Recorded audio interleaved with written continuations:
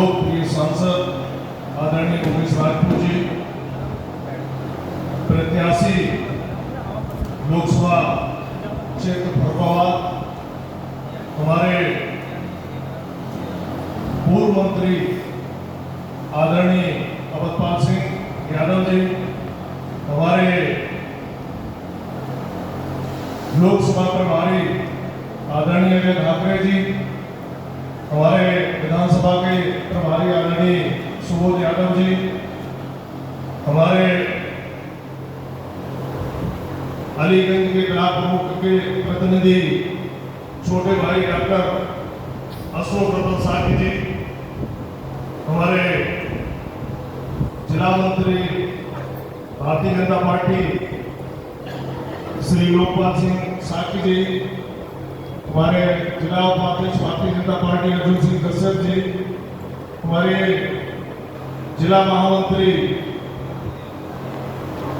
बहन आशीष राजपूत जी, हमारे जिला उपाध्यक्ष आमोद आर्या जी, सम्मानित मंच हमारे सभी शिव मंडल के अध्यक्ष, अलीगंज मंडल के अध्यक्ष श्री राघवेंद्र गुप्ता जी, सरायगढ़ मंडल अध्यक्ष शिवम कश्यप जी, अमरोली रतनपुर मंडल अध्यक्ष हमारे नीलेश राजपूत जी, हमारे जेठरा मंडल अध्यक्ष शिवम दीक्षित जी और घुमरी मंडल अध्यक्ष ब्रजेश राठौर जी, सामने बैठे हमारे सभी रामपुर श्री विजय सिंह राठौर जी और सामने बैठे हमारे सभी शक्ति केंद्र के प्रभारी, हमारे सभी बूथ अध्यक्ष, सभी कार्यकर्ता भाइयों बहनों, चूंकि चुनाव की रणनीति बन चुकी है और हम सब लोग जो है तैयारी के मूड में भी हैं, लेकिन जैसा कि हमारे अभी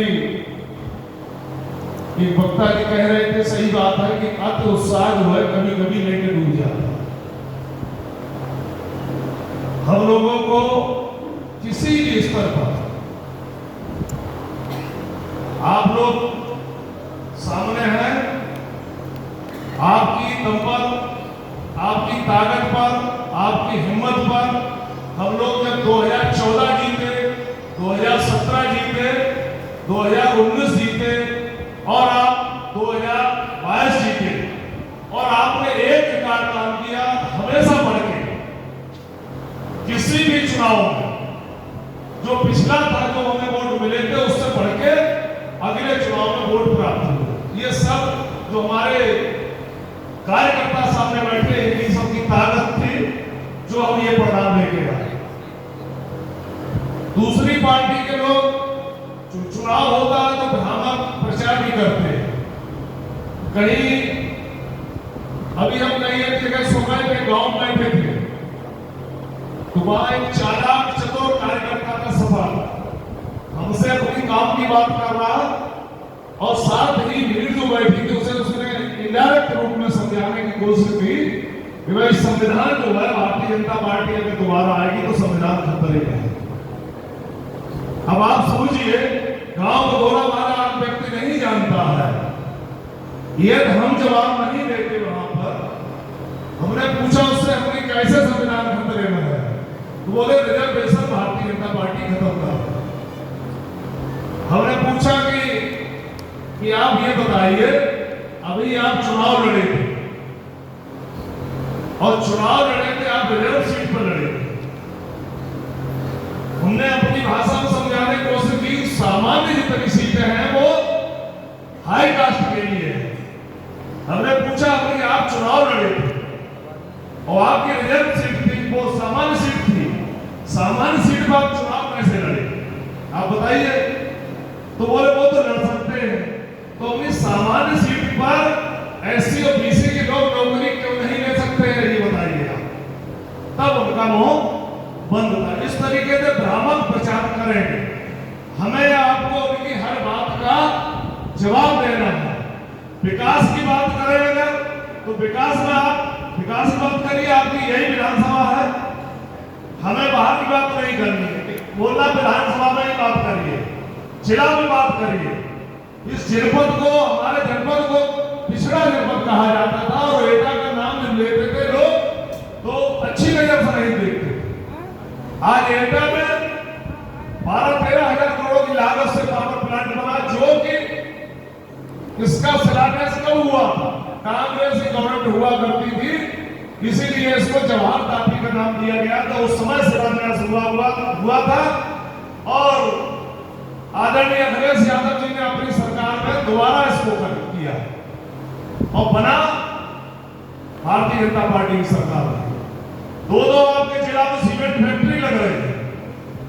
एटा जनपद में हम लोग जब कोई एक्सीडेंट हो जाता था, कहीं कोई दुर्घटना घट जाती थी, तो जब तक मरीज को लेकर हम अलीगढ़ और आगरा पहुंचते थे तब तक मरीज जो निपट जाता। आज एटा जैसे जनपद में मेडिकल कॉलेज है, आपके चैथरा में मेडिकल व्यवस्था के लिए ट्रामा सेंटर बन रहा है, आपके यहाँ बच्चे पढ़ेंगे, ITI कॉलेज बन के तैयार हो गया।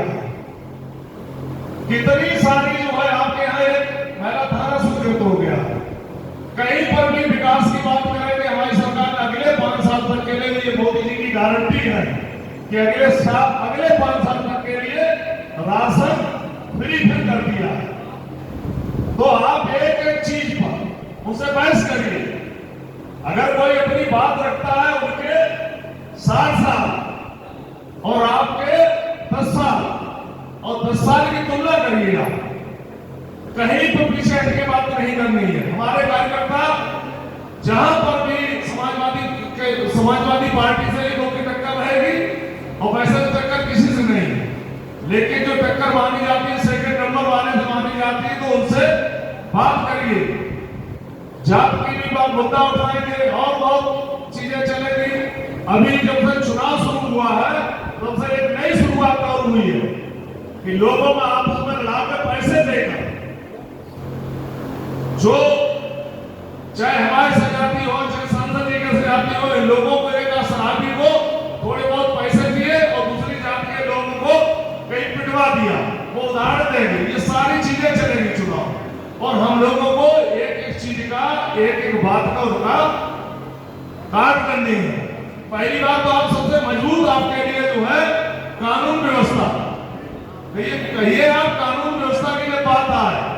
ये सरकार पिछली जो कहती थी 370 अगर हट गई तो देश में प्रकृति में खून खराबा होगा, कहीं पत्ता नहीं मिलता।